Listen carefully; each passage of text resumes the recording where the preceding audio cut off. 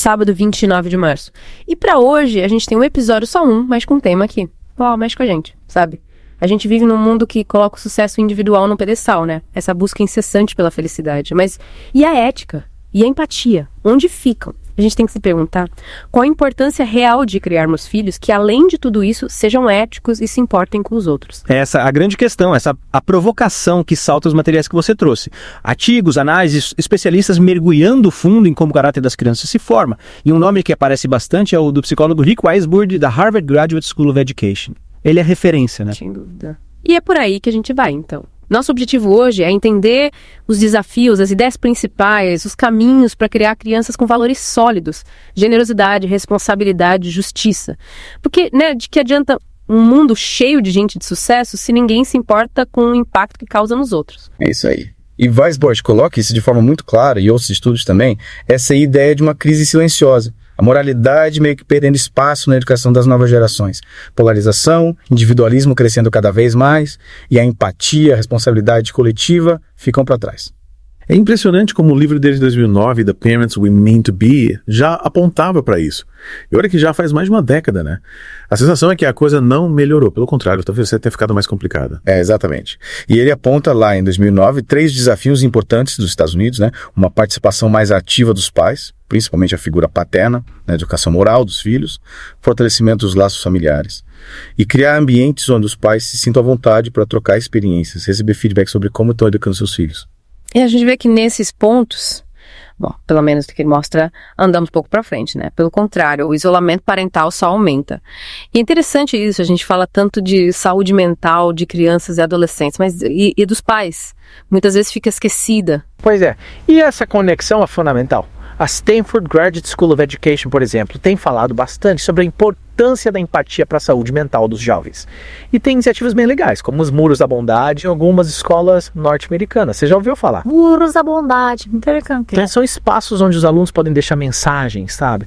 Coisas legais, anônimas para outros alunos. Cria um clima de apoio, de cuidados. E o mais legal é que uma coisa simples assim pode ter um impacto enorme na redução do bullying, sabe? Na autoestima dos estudantes. Que bacana. E falando em iniciativas, Weisburd também critica a cultura da autoajuda, né? Esse foco todo na introspecção, no bem-estar individual. Ele defende que a gente precisa resgatar o senso de sacrifício, de obrigação com a comunidade. Como você vê essa crítica? Olhar para dentro não tem valor? Olha, essa é uma pergunta importante. Não que a autoconsciência não tenha valor, mas precisa ter um equilíbrio, né? Ele observa que comunidades religiosas, por exemplo, sempre engajaram as pessoas em ações voltadas para o próximo, em projetos que beneficiam a todos. E a ideia é que a gente talvez possa se inspirar nisso, encontrar maneiras de reproduzir isso em outros ambientes fora da religião, fortalecer o senso de comunidade, de propósito compartilhado, sabe? E é que a coisa fica ainda mais interessante, ele faz uma distinção bem importante entre culpa e vergonha, na prática, na criação dos filhos. Qual a diferença? Qual a implicação disso? É uma nuance crucial. Para ele, a culpa surge quando a gente reconhece uma falha moral. Mas ela traz em si a possibilidade de reparação, de aprendizado. A vergonha, por outro lado, é paralisante.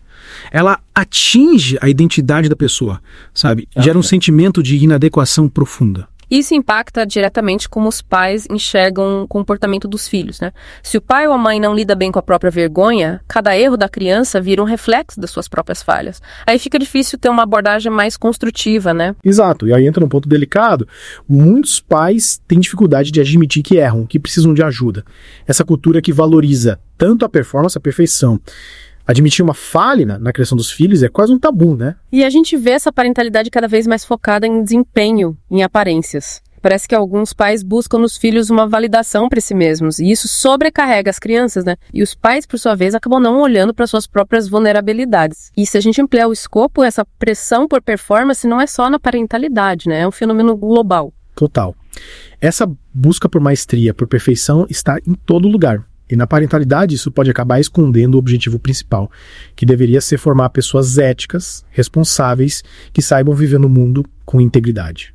Outra confusão comum que ele aponta é entre criar um vínculo emocional com os filhos e ser o melhor amigo deles. Essa linha tênue, né? Onde você vê essa diferença. Essa é complicada. Ser pai e mãe é criar laços afetivos fortes, claro, dar apoio, compreensão, mas também é exercer uma autoridade moral, saber dizer não impor limites, e perder essa autoridade em nome da amizade pode acabar prejudicando a formação da criança no futuro.